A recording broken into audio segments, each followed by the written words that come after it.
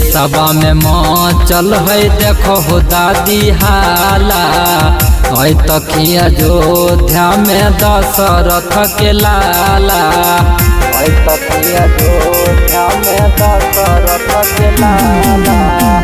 देशवा में माँ चल है देखो हो दादी हाला है तखी अयोध्या में दशरथ के लाला। छोड़ी के सब चलो हो दादी घरवा के काम हो छोड़ी के सब चलो हो दादी घरवा के काम हो। लेके हरि के नाम दादी चलो अयोध्या धाम हो लेके हरि के नाम दादा चलो अयोध्या धाम हो।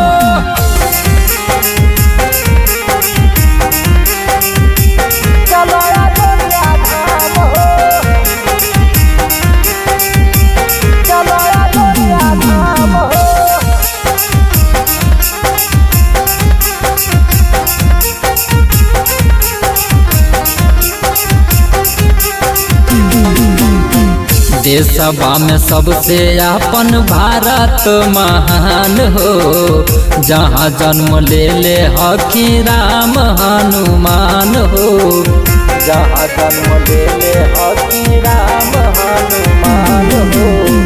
देशवा में सबसे अपन भारत महान हो जहाँ जन्म ले ले हकी राम हनुमान हो। तीन ससुर जलेल प्रभु जी के नाम हो तीन ससुर जलेल प्रभु जी के नाम हो। चलो हो भैया चलो हो बहिना चलो अयोध्या धाम हो चलो हो चाचा चलो हो चाची चलो अयोध्या धाम हो।